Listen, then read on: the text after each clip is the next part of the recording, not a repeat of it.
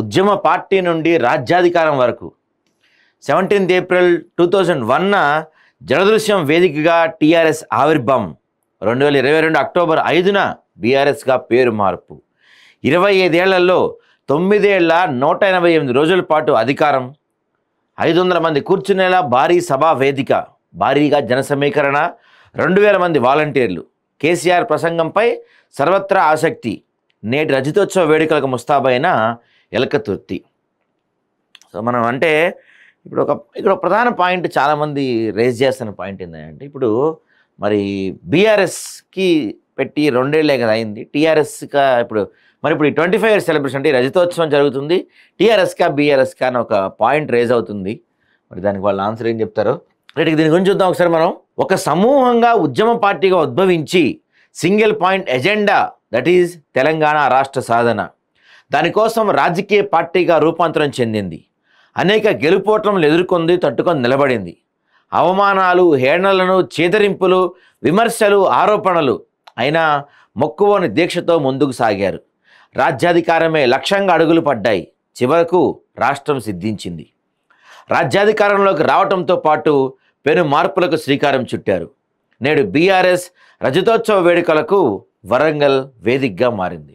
నిజంగా నేను అంటే కేసీఆర్ గారిని ఒకరిని, తర్వాత జగన్మోహన్ రెడ్డి వీళ్ళని రాజకీయంగా నేను కొన్ని విషయాల్లో విభేదిస్తా. కానీ అంటే మనం ఇప్పుడు మీడియాలో ఉన్నాం కాబట్టి, ప్రతిపక్ష పాత్ర మనం పోషిస్తాం కాబట్టి, వాళ్ళ అధికారంలో ఉన్నప్పుడు, తర్వాత వాళ్ళ అధికారం దిగిపోయిన తర్వాత కావచ్చు, కొన్ని విషయాల్లో వాళ్ళు చేసిన తప్పుల గురించి మనం ఎత్తి చూపాల్సింది తప్పదు కాబట్టి మాట్లాడుతాం. కానీ పర్సనల్గా అయితే నాకు కేసీఆర్ అన్న, జగన్ అన్న ఒక ప్రత్యేకమైన అభిమానం అండి.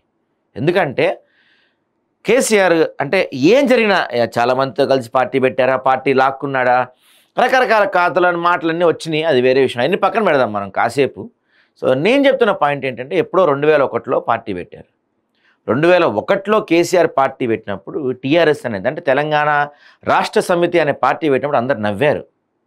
నిజంగా అందరు నవ్వారు. ఇదేంది, నువ్వేంది, పార్టీ ఏంది, ఏమనుకుంటున్నావు, సరే మన టీడీపీ మంత్రి పదవి ఇవ్వపోయేసరికి బయటకు వచ్చేది పెట్టి అనుకుందాం. ఇంత పాటు చాలామంది పార్టీలు పెట్టారు. అప్పట్లో విజయశాంతి పార్టీ పెట్టారు, ఆయన పేరేంటి, దేవేంద్ర గౌడ్ పార్టీ పెట్టాడు, కాసాని జ్ఞానేశ్వర్ పార్టీ పెట్టాడు, ఇట్లా చాలామంది పెట్టారు పార్టీలు. అయితే ఇట్లా చాలామంది పార్టీలు పెట్టారు. చాలామంది దాన్ని 3-4 ముచ్చటగానే మూసేశారు. కానీ అంటే మొదటి ఎన్నికల్లో ఓడిపోయవచ్చు, 2 ఎన్నికల్లో ఓడిపోవచ్చు, ఒక్కోసారి ఒక్క సీటు కూడా వచ్చి ఉండకపోవచ్చు, ఎన్నో అవమానాలు ఎదురైనా సరే ఒక పోరాడారు చూసారా దాదాపు. అది మాత్రం నాకు నిజంగా ఆ విషయంలో సరే, అంటే రాజకీయాల్లోకి వచ్చాక స్కాములు, స్కీములు ఇవన్నీ కామనే, వాటి గురించి మాట్లాడడం తర్వాత విషయం. మా విషయం గురించి మాట్లాడితే ఎన్నో అవమానాలు ఎదురైనా కష్టపడి పార్టీని ఇంత దూరం తీసుకొచ్చి ఈ పార్టీని అధికారంలో తీసుకొచ్చాడు. అక్కడ జగన్మోహన్ రెడ్డి కూడా ఎన్నో కేసులు పెట్టారు. ఏకంగా అంటే ప్రభుత్వం తలుచుకుంటే ఏం చేయగలదో చేసి చూపించారు అప్పట్లో సోనియా గాంధీ గారు. కానీ జగన్మోహన్ రెడ్డి కూడా నిలబడ్డాడు, కలబడ్డాడు, పోరాడాడు, ముఖ్యమంత్రి అయ్యాడు. సరే, రాజకీయంగా సిద్ధాంతపరంగా విభేదిస్తచ్చు, అవన్నీ వేరే. కానీ ఇక్కడ నేను పర్సనల్గా చెప్తున్నా, ఈ విషయాల్లో మాత్రం ఎన్ని కష్టాలు వచ్చినా వెనకడుగు వేయకుండా, వెళ్ళిపోకుండా, వెనక్కి తగ్గకుండా నిలబడ్డారు, కలబడ్డారు, పోరాడారు, చివరికి అనుకున్నది సాధించారు. నిజంగా ఈ విషయం మాత్రం చాలామంది వీళ్ళ జీవితాలని మనం ఇన్స్పిరేషన్గా తీసుకోవాలండి. ఎవ్వరు కలలో కూడా తెలంగాణ రాష్ట్రం సాకారం అవుతుందని, కేసీఆర్ ముఖ్యమంత్రి అవుతాడని ఎవరు కలలో కూడా ఊహించని రోజులవి. అట్లాంటిది పార్టీ పెట్టి దాన్ని నిలబెట్టి ఇంతకాలం లాగి లాగి లాగి లాగి ముఖ్యమంత్రి అవ్వి గ్రేట్ విషయం అదంతా. నిజంగా ఆ విషయంలో మాత్రం ఆయన మెచ్చుకోవాలి. రైట్. సో తెలంగాణ రాష్ట్ర సాధన కోసం 2001 ఏప్రిల్ 15న తెలుగుదేశం పార్టీ నుండి గెలిచి డిప్యూటీ స్పీకర్గా కొనసాగుతున్న కల్వకుంట్ల చంద్రశేఖరరావు తన పదవులకు రాజీనామా చేసి తెలంగాణ ఉద్యమ పార్టీగా టీఆర్ఎస్ను స్థాపించారు.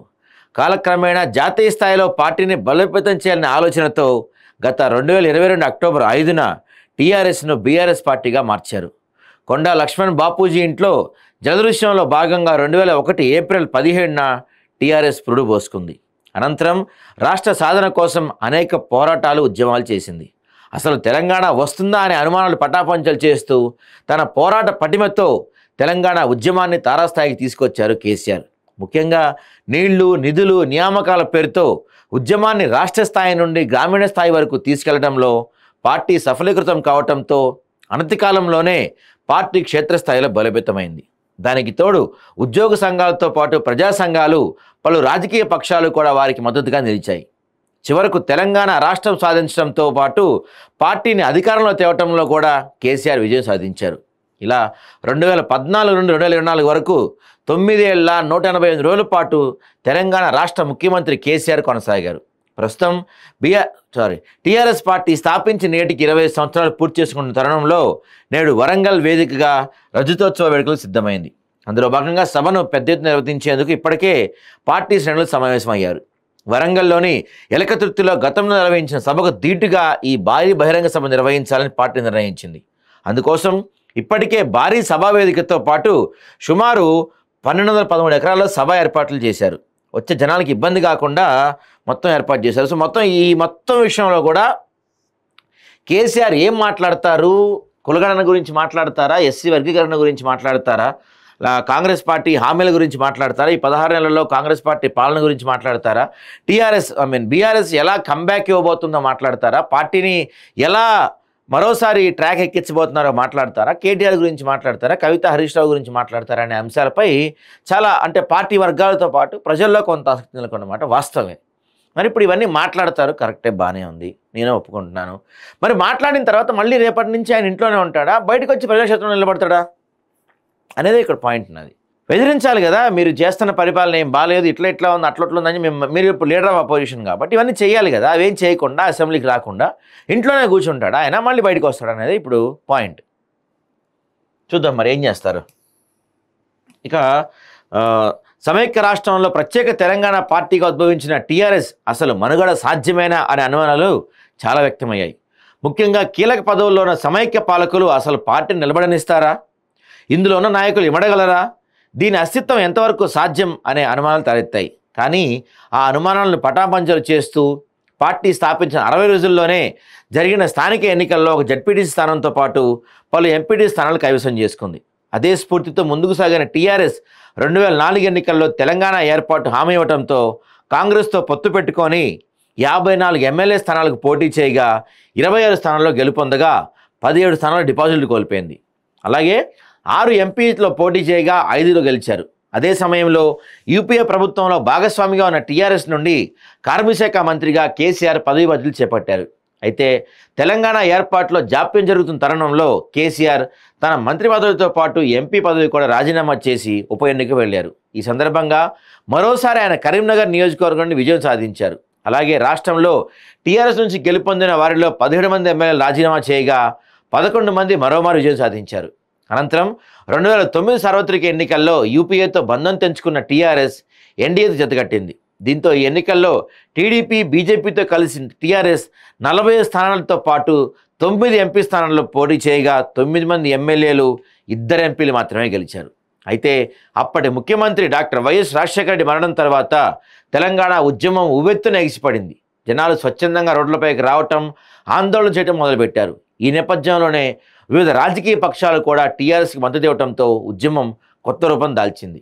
అనంతరం కేసీఆర్ ఆమరణ నిరాహారదీక్ష చేయటం, సకల జనుల సమ్మె ఉధృతం జరగడంతో కేంద్ర ప్రభుత్వం కూడా తలొగ్గి 9 డిసెంబర్ 2009లో తెలంగాణ రాష్ట్ర ఏర్పాటు చేస్తున్న నిర్ణయం తీసుకుంది. కానీ ఆంధ్రాలో ఎగసిపడిన ఉద్యమంతో 26 డిసెంబర్ 2009లో కేంద్రం యూటర్న్ తీసుకొని తెలంగాణ రాష్ట్ర ఏర్పాటు అధ్యయనం చేసేందుకు శ్రీకృష్ణ కమిటీ వేసింది. కమిటీ ముందు కూడా తెలంగాణ వాదంతో పాటు తెలంగాణకు జరిగిన అన్యాయాన్ని వినిపించడంతో టీఆర్ఎస్ సఫలీకృతమయ్యారు. దీంతో కేంద్రానికి శ్రీకృష్ణ కమిటీ నివేదిక ఇచ్చిన వెంటనే మరోసారి కేంద్రంపై టీఆర్ఎస్ ఒత్తిడి పెంచారు. చివరకు తెలంగాణ రాష్ట్రం ఏర్పాటు చేస్తూ కేంద్రం నిర్ణయం తీసుకుంది. సరిగ్గా తెలంగాణ రాష్ట్రం ఏర్పడిన జూన్ 2, 2014 నాడు తెలంగాణ రాష్ట్ర తొలి ముఖ్యమంత్రిగా కేసీఆర్ పదవి బదిలీ స్వీకరించారు. అప్పటి నుంచి 2023లో జరిగిన ఎన్నికల వరకు కేసీఆర్ సీఎంగా పనిచేశారు. సో ఇది అంటే మనకి టీఆర్ఎస్ యొక్క చరిత్ర. నిజంగా పార్టీని నిలబెడతంలో, ఆయన నిలబడటంలో మాత్రం నిజంగా గొప్ప విషయం చెప్పాలి. ఎందుకంటే ఈ 2009 ఎన్నికల్లో 45 స్థానాల్లో పోటీ చేస్తే పట్టుమని 10 స్థానాల్లో కూడా గెలవలేదని అసెంబ్లీ సాక్షిగా అప్పటి ముఖ్యమంత్రి వైఎస్ రాజశేఖర రెడ్డి కొంచెం వీళ్ళని సర్కాస్టింగ్గా వీళ్ళని ఇచ్చేసిన పరిస్థితి కూడా మనకు ఉంది. అయినప్పటికీ అలాంటి అవమానాలు ఎన్నో తట్టుకొని నిలబడి పోరాడి పార్టీని నిలబెడతామే కాకుండా అధికారం కూడా చేపట్టేలా చేశారు. ఆ విషయంలో మాత్రం ఖచ్చితంగా 100కి 100 మార్కులు ఎవరు కేసీఆర్కి. మరి చూద్దాం ఇప్పుడు ఆయన మరి ఈ పరిస్థితికి తగ్గట్టు ఎలా మారతారు, ఇప్పుడు ప్రభుత్వంపై పోరాడతారా లేదా మరికొంతకాలం అయినా ఫామ్ హౌస్కి పరిమితం అవుతారో చూడాలి మరి.